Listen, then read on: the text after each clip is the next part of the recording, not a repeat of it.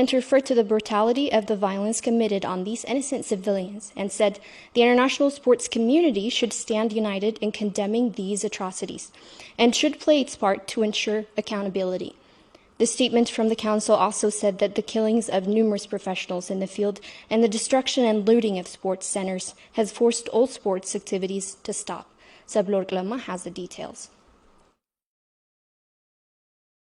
Tigrai Sport Council issued a statement on Thursday condemning the extrajudicial killing of Tigrayans in Benishangul Gumuz. A recently surfaced video showing Ethiopian forces and regional allies from Amhara and southern nations and nationalities burning the corpse of Tigrayan civilians extrajudicially murdered by these forces, as one is seen trying to escape the fire. We executive committee members of Tigrai Sport Council, we are here to be the voice of innocent Tigrayans, civilians who are killed, slaughtered, and burned in life recently in Benishangul Gumuz. They also condemned Ethiopian Sport Commission and prominent Ethiopian athletes for failing to condemn the atrocities and said some had played a part in inciting or justifying violence against Tigrayans. Furthermore, some famous Ethiopian athletes such as Haile Gebrselassie and Gazei Abarra are supporting the war by motivating the youth to join the injustice war, which is totally unaccepted by the principle of sport.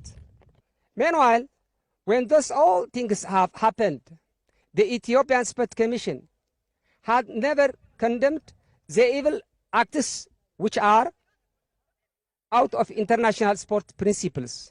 The statement also added that mass killings and wanton destructions of private and public properties, compounded by the ongoing siege on the region, has had a devastating impact on ordinary Tigrayans. Since 3 November 2020, all-rounded invasions has taken place in Tigray by the Ethiopian Defense Forces, cooperation with Eritrean invading force, Amhara militia Fano, and external forces, horrific killing of civilians, destructions of historical and religious heritages, looting, raping, burning people alive, siege, etc. Our people are suffering by humanitarian blockage such as lack of medicine, food, vaccination, and blockage of basic infrastructure such as electricity, water supply, telecommunication, bank service, and so on. The Sports Council also stated the toll of the conflict on Tigray's sport community, saying many athletes have been killed and sports centers destroyed and looted. This all impacts also severely affect and entirely damage sport in Tigray. Many sport men and women coaches were killed. Heavy destructions occurred in sport center. A lot of sport machine and utilities were damaged and looted. Almost all stadiums of Tigray were heavily ruined, as the invaders used them as military camps. For example, in Tigray International Stadium, a lot of modern and standard machines and materials were looted and damaged. Finally, the Council called on the international sport community to take a decisive action to compel the Ethiopian government in ending the siege on Tigray. At last, Executive Committee member of Tigray Sport Council calls for international sports community to stop genocide and force that Ethiopian government to solve the problem peacefully. In a related news, religious leaders issued a statement on Wednesday condemning the extrajudicial killing of Tigrayan civilians in Benishangul Gumuz. The religious leaders said religious leaders in Ethiopia had played a role in not only justifying the violence but inciting it, and said all parties must be held accountable. Amani Lamara has the report. Religious leaders issued a joint statement on Wednesday, condemning the most recent attack on Tigrayans in Benishangul Gumuz that has resulted in the deaths of dozens of Tigrayans. The 8-month-long occupation of Tigray by Ethiopian and Eritrean forces was characterized by its large toll on civilians and civilian infrastructure, including massacres, torture, and the use of rape and famine as a weapon of war. A recently surfaced video has shown that, while these forces have left much of Tigray, they have continued to commit unspeakable atrocities on Tigrayans living in other parts of Ethiopia. The video shows Ethiopian forces burning the bodies of murdered Tigrayans, as one of the innocent civilians is seen trying to escape the fire, while Ethiopian forces continue through ethnic slurs.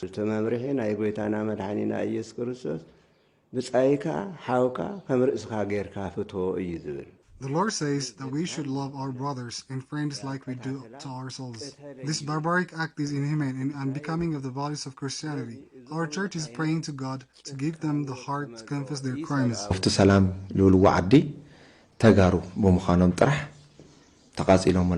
People were killed and burned simply because they were Tigrayans. On behalf of Islamic Affairs, I would like to express our sorrow regarding what has unfolded in Benishangul Gumuz. Really is inhuman. The religious leaders said that Ethiopian officials and religious leaders have played an essential part by using dehumanizing terms that have perpetuated violence against Tigrayans or served to justify them. What does Tigray should perish mean? What is the crime of the people of Tigray? They are intending to commit genocide against the people of Tigray. The people are resisting and praying a sacrifice. What other option do they have? Where can they go? What we are saying now is a result of years of hate speech against Tigrayans. They wish to eliminate Tigrayans not only physically, but also from the memory. The religious leaders called on the international community, especially religious leaders across the world and human rights organizations, to ensure that justice is served in the ongoing conflict in Tigray. We pray to God to inspire the world leaders to take action. The siege on Tigray must end. It's against international law and we are part of the world, and our suffering deserves attention. The video is just the latest of many to come out, demonstrating unspeakable atrocities committed on Tigrayans. But the question remains to be if these forces will be held accountable for their crimes. Tigray Human Rights Advocacy Network, a consortium of human rights organizations, issued a statement on Wednesday saying inaction on the part of global governance body has allowed Ethiopian forces to continue to commit atrocities against Tigrayans with impunity. The statement was issued after a video showing Ethiopian national forces, as well as regional forces from Amhara and southern nations and nationalities burning the corpse of Tigrayan civilians extrajudicially murdered by these forces and burning one other civilian alive.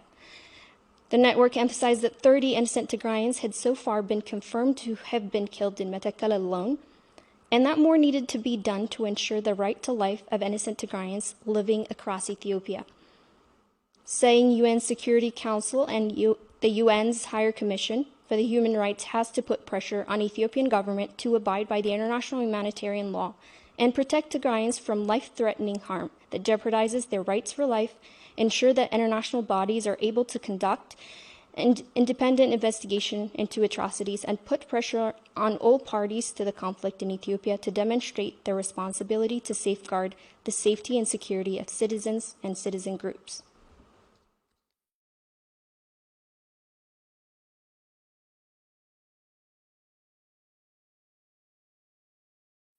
Director for the World Health Organization, Dr. Tedros Adhanom, called the humanitarian catastrophe in Tigray the worst health crisis in the world, but said it had been forgotten by the world and it was not receiving much the attention it to deserve.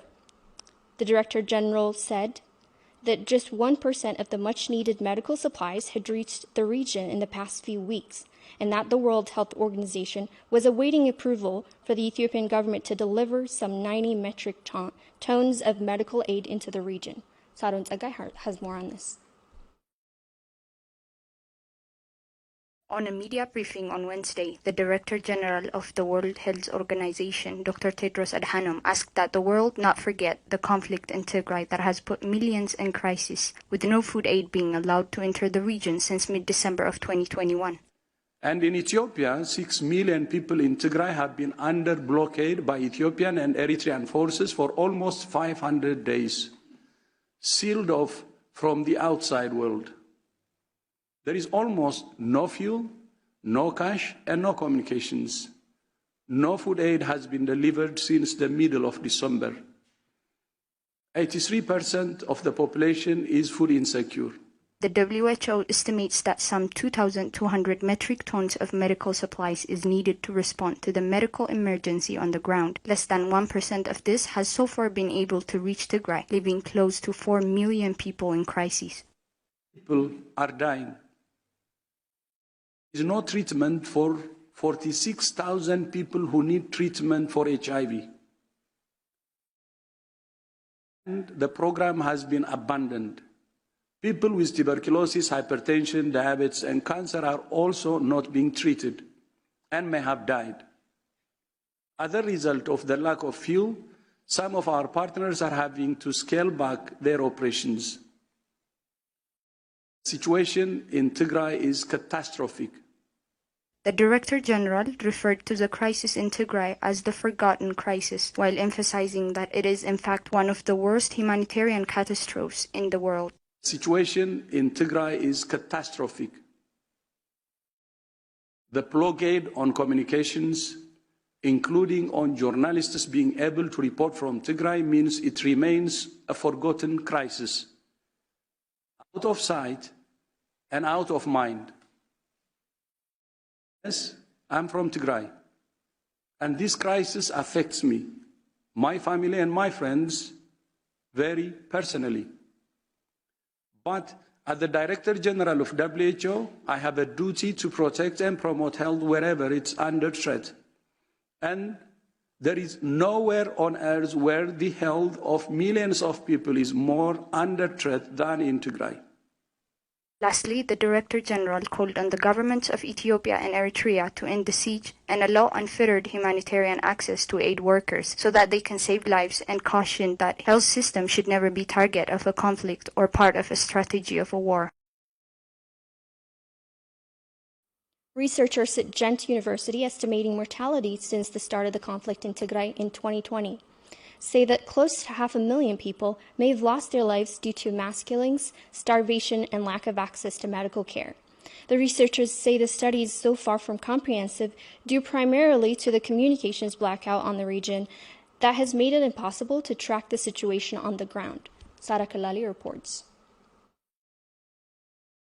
A study by Ghent University's John Nason and Tim van den Bemt has estimated that some 500,000 people may have lost their lives due to issues related to the conflict since its start in November of 2020. The researchers say anywhere from 150,000 to 200,000 people may have lost their lives due to starvation, while between 50,000 to 100,000 were victims of mass killings, with more than 100,000 having died due to lack of medical care. While the communication blackout and deliberate obstruction of aid into the region has made it impossible to determine the toll of the conflict on civilians, the sheer mass of recorded incident of mass killings and the destruction of public and private property had made it clear that the toll was catastrophic. According to the research, the figure on starvation deaths are based on IPC, Integrated Food Security Phase Classification, and figure from USAID published in 2021, and stated that these figures are probably much worse now as the blockade continues to worsen the situation in Tigray, emphasizing that a study by the World Food Programme showed that the harvest from past year would be exhausted by April of 2022, and said that if the blockade on the region should continue, well over 50% of the population may be left without access to food.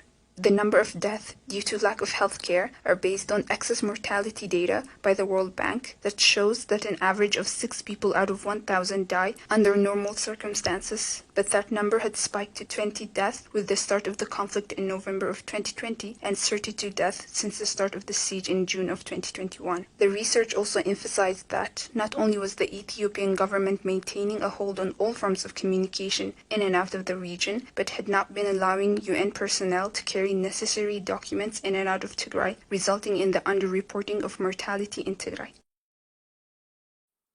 Close to 20% of HIV-positive patients in Tigray receive treatment at Mala Hospital. That has now been without essential medical supplies for months, endangering the lives of countless mothers and children. Aragawi Garumkail has the report.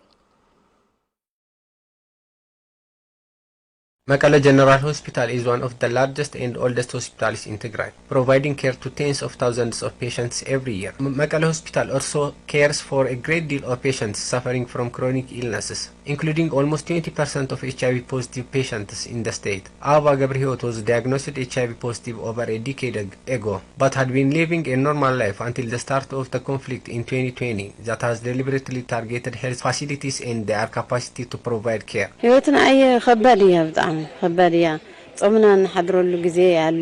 Life is very difficult these days. There are days where I go without anything to eat. Not just that, but we've also been denied access to medication in this modern day. I don't know what can be said. I'm losing weight uncontrollably. A deliberate and systematic attack on health facilities across the state has incapacitated Tigray's health system, leaving people like Ava vulnerable. Arkan Abraha is a mother of two. She has been receiving treatment for over 2 decades now, but has been forced to stop due to the blockade that has depleted medical supplies in the region.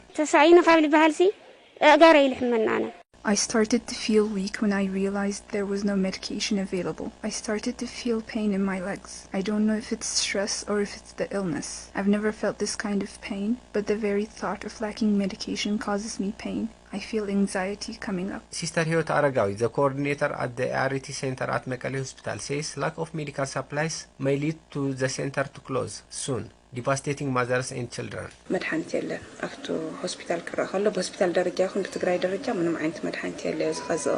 There is no medication in this hospital or in Tigray. Our biggest concern now is for mothers and children that used to receive care here. Mekelle Hospital used to provide care for 5,000 HIV patients, but depletion of medical supplies at the hospital has meant that these patients are forced to go without medication. Dr. Philemon Masfin, Chief Executive Officer at Mekelle Hospital, says he believes a spike in HIV-positive cases may have been resulted from the use of rape as a weapon of war by Ethiopian and Eritrean forces during their brief occupation of the region. We have thousands, maybe more, girls who were raped by the Eritrean and Ethiopian soldiers, which we witnessed they were positive for the HIV. So on top of that, currently they are blocking everything that we used to get.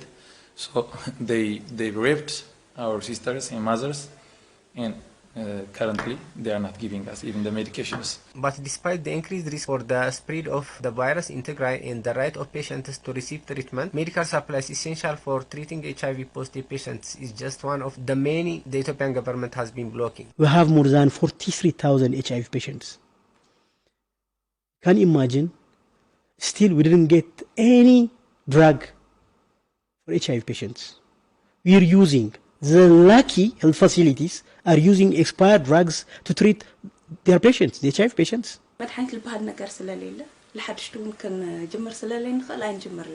We've run out of medical supplies, so we're not able to treat newly infected patients. We don't even have medication for patients we've been treating for years. The issue here is that we have a lot of new cases and no medication. Normally in HIV patients, the principle is test and treat. If the patient test is positive, you have to treat him or her. Currently, we are back to the way we used to treat before about 3 years or 4 years, which was you just test, and even though he or she is positive, you just do the CD4 count and viral load, and there were criteria to treat or to wait for some time. That was an outdated, an obsolete regime by this time. Ababa is calling on the international community and concerned bodies to play their part to ensure that the millions in their need of medical attention are able to get it.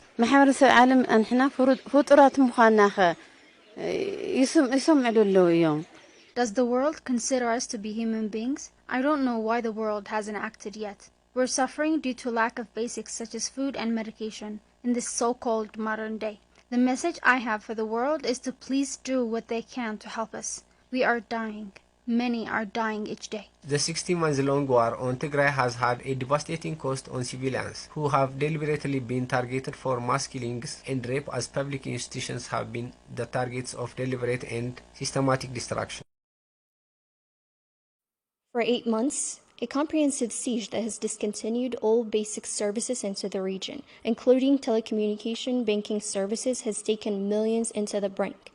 Gawrat Khala, his wife, and their 7 children used to live a stable and happy life with their income primarily dependent on taxi owned by the family. Today, a blockade on fuel and other essential services has meant Gabratala's family, like many others, is facing an uncertain future. Salome Tigrai has more.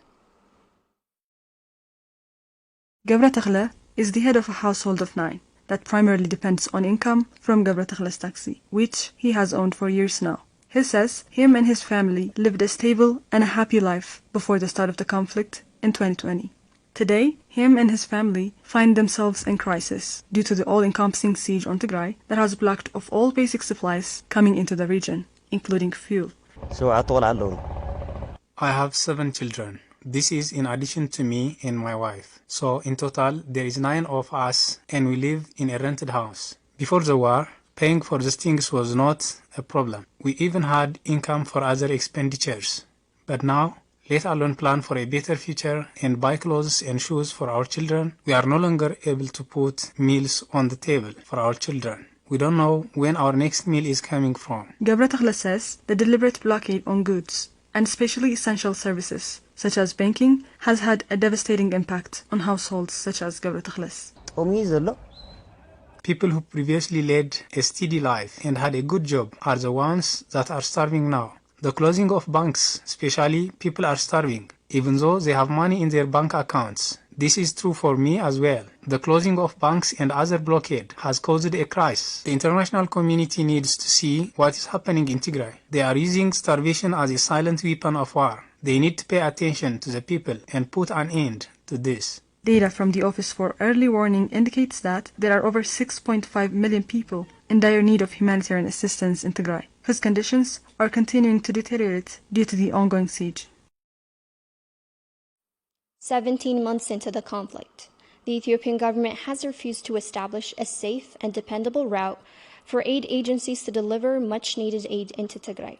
The blockade on humanitarian aid, a devastating siege that has discontinued all basic services and lack of medical supplies, have devastated over 6.5 million people in dire need of humanitarian assistance. Wintakidana has the details. The man-made humanitarian catastrophe in Tigray is well on its way to being one of the worst of the 21st century. Earlier this month, Office for Early Warning and Emergency Response announced that there are well over 6.5 million people in Tigray in dire need of humanitarian assistance. Data from our office indicates that there are now 6.53 people in urgent need of food assistance. The humanitarian catastrophe is a result of Ethiopian and Eritrean troops' deliberate and systematic destruction or looting of agricultural produces, agricultural implements, and water irrigation schemes across the state. Not to mention the looting and slaughter of livestock. Smallholder farmers have been the primary targets of the war, in addition to the systematic destruction of their personal wells, schools, and health facilities in rural communities were deliberately targeted and destroyed. The physical damage on public institutions across the state was followed by a blanket suspension of public services. At the end of June, when Tigrayan forces were able to repel Ethiopian and Eritrean forces from much of Tigray, including the capital, the Ethiopian government would impose an all-encompassing siege on Tigray, discontinuing all essential services into the region, including telecommunication, power supply, and banking, not to mention a blockade on food aid and basic supplies coming into the region. The siege on Tigray has been effective, with just 6% of necessary aid reaching Tigray since June of 2021. حزون ካብ ሰነ ክሳብ ታሕሳስ 7 ትዝኣተ ዝነበረ ረድኤት ትሕቲ 7 ሚእታዊ እዩ። Less than 7% of much-needed aid has reached Tigray between June and December 2021. But even before the start of the siege on the region in late June, humanitarian workers had very limited access within the region, due primarily to the Ethiopian government's refusal to establish a humanitarian corridor. A humanitarian corridor is a temporary demilitarized zone to allow the safe passage of humanitarian aid as well as refugees out of a crisis region. Humanitarian corridors have been put in place since the mid-20th century and have served to ensure safe access to humanitarian workers and refugees in many places, including in Bosnia during the 3-year-long Sarajevo siege. Since the start of the conflict in Tigray, however, the Ethiopian government has refused to establish any safe access into Tigray, allowing regional forces to obstruct humanitarian work with impunity. There are at least 11 access points into Tigray, all of which have been closed with the cooperation by Ethiopian and Eritrean forces. Tigray is located in northernmost Ethiopia, bordering Eritrea to the north, Sudan to the west, Amhara to the southwest, and the Afar region to the east and southeast, giving Tigray 11 access points. Humanitarian aid can reach Tigray through a land route from Addis Ababa through Dasse, Lalibela, and the Amhara region, and reach Mekelle through Yechila in southeastern Tigray. But this route, just like 4 others that either originate or pass through the Amhara region, have been blocked by the Amhara region forces, including a route from Bahar Dar through Debark that can reach Shire through western Tigray, and another route that can travel through Gondar into Maikadra and Shire. Another route can go through Bahar Dar and Gondar into Dansha and Shire. But this is not the only route where Amhara forces are blocking humanitarian aid from reaching Tigray. Amhara forces in western Tigray have not only taken part in an ethnic cleansing campaign, killing, torturing, and displacing millions, but have also taken part in hindering aid intended to reach Tigrayans through the area, blocking 2 possible aid routes from Sudan, including an essential aid route from the port of Sudan that could move through Maikadra, Humera in western Tigray, and then Shire, and another route through Tasenne, both blocked by Amhara militia and allies from Eritrea. But the presence of these forces in western Tigray is not only aimed at blocking aid routes, but has also been closed off for any movement, with the Ethiopian government breaching international rules on the conduct of war by blocking Tigrayans attempting to seek refuge in Sudan. This is really the only safe place for many Tigrayans, and the Ethiopian forces, Ethiopian allied forces, Ethiopian government forces, we're told, are blocking that. That's a war crime. Blocking safe passage to fleeing communities would meet the metrics, the guidelines for a war crime. The remaining routes travel through Afar regional state but originate from Djibouti or Addis Ababa. These routes have been blocked off for much of the conflict, with no aid being allowed through this route since mid-December. In the first place, by the way, it's not the only route we have to Mekelle or to Tigray, by the way. We have more than 10 alternative routes. If you want to come to Mekelle or to Tigray, there are options, different options. They are doing it intentionally, by the way. But the blockade on goods traveling through the Amhara region had started long before conflict erupted in November of 2020. Right-wing media ISAT, for example, had been calling for the blockade on Tigray for well over half a decade. አንደኛም በአማራ ክልል የምንገኝ ኢትዮጵያውያን ከትግራይ በደሴም ወደ አዲስ አበባ፣ ሁለተኛም ከወልዲያም ወረታም፣ ከሽሬ ጎንደር፣ ከሁመራ ጎንደር፣ ከመተማ ጎንደር ያሉ መንገዶችን በድንጋይ በእንጨት መተላለፊያውን በመዝጋት የአፋር ወገኖቻችን ከትግራይ መቀሌ ከዊሃም በሸሂድ አፍዴራም አሳይታ የሚወስደውን በጠቅላላ በመውጣት በድንጋይ በእንጨት መተላለፊያውን በመዝጋት Once extreme right-wing propaganda, it's been over 3 years now since Ethiopian government officials have started to take talking points from the media outlet. Now high-level officials, including ministers, are seen expressing similar sentiment. Former Minister for Economic Affairs, Minister Melako Allebel, is seen justifying the almost 2-year-long blockade on Tigray by Amhara vigilante group Fano almost a year before the start of the conflict. የምትቃወሟቸውን አካላት መቃወማችሁን ስትገልጹ የምታሄሱበት የምትጠቀሙበት ቋንቋ ህዝብና ህዝብን ልብ ለልብ ሊያሻክር በሚችል መንገድ በተዘዋሪ መንገድ ነካ አርጎ አልፎ የሆነ ውጤት ምክንያቱም ያያየን ስለሆነ እኔ በችግሩ ከተገለጸበት ቋንቋ በላይ የተፈጠረው ችግር ገዝፎ ከብሮ ይታየኛል። በዚህ ሀገር ላይ ያልተገባ ኢሰባዊ ድርጊቶች ተፈጽመዋል። ይሄን ድርጊት አለመናገር አለማውገዝ እና አለመታገል ነው ወንጀል የሚሆነው እንጂ በየትኛው ቋንቋ ይሄ ድርጊት ቢገለጽ እኔ የሚያንስ ካልሆነ በስተቀር የሚበዛ መስሎ አይታየኝም። አዴፓ እንደ አዴፓ አይደለም አይደለ መንገድ ሲዘጋ የነበረው ወደ ትግራይ ክልል የሚያልፍ ንብረት እኮ እንዲቋረጥ ያደረገው ይሄ ህዝብ የመረረ ጥላቻ ለዛኛው ህዝብ ስላሳደረ ነው። ምክንያቱም የተጫኑት ንብረቶች ወይም የምግብም ይሁን የመጠጥ ሸቀጣ ሸቀጦች ተጭነው የሚሄዱት ለህወሓት አይደለም ለትግራይ ህዝብ ነው። ለትግራይ ህዝብ የሚሄድን ንብረት እዚህ መንገድ ላይ አቋርጦ ማስቀረት የቻለ ህዝብ የመረረ ጥላቻ ያለው መሆኑን ያሳያል። እንዲህ እንዲያደርግ ደግሞ እናንተ ህወሓት ላይ ያላችሁን ተቃውሞ ወይም ቀደም ሲል ጥፋተኞች ላይ የምታስተላልፏቸው መልእክቶች ህብረተሰባችሁን ለበለጠ የልብ መሻከር በሚያስችል መንገድ ነው። የመጀመሪያው ነገር እኔ መግባባት ላይ መድረስ መቻል ያለብን አዴፓ ሌባን ኢሰባዊ ድርጊት የሚፈጽምን ዘራፊን ኃይል የሚደብቅ ከሆነ 10 ሰዎች ይሁን 15 ሰዎችም ይሁን መጠለያቸው አዴፓ እስከሆነ ድረስ አዴፓ መወገዝ አለበት።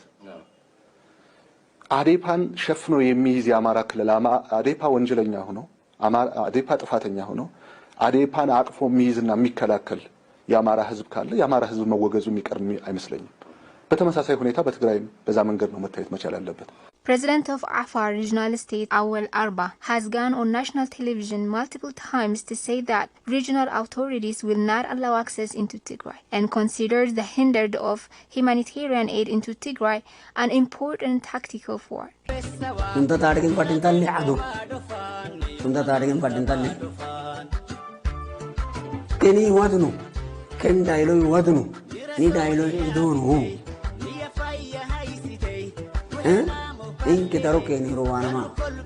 People not taking part in hostilities have a right to humanitarian assistance. This right flows from the international humanitarian law as well as international human rights law, including the right to food and water in case of natural or other disasters. States have the responsibility to ensure this right, but where a party is not just unable but actively obstructionist, working to willfully impede the passage of relief supplies, these actions may be held as war crimes under the Rome Statute. The Ethiopian government has made it clear that it is not willing to allow humanitarian aid into Tigray by blocking not 1 or 2 access points into Tigray but 11. The question remains to be if and when the Ethiopian government will be held accountable for its actions.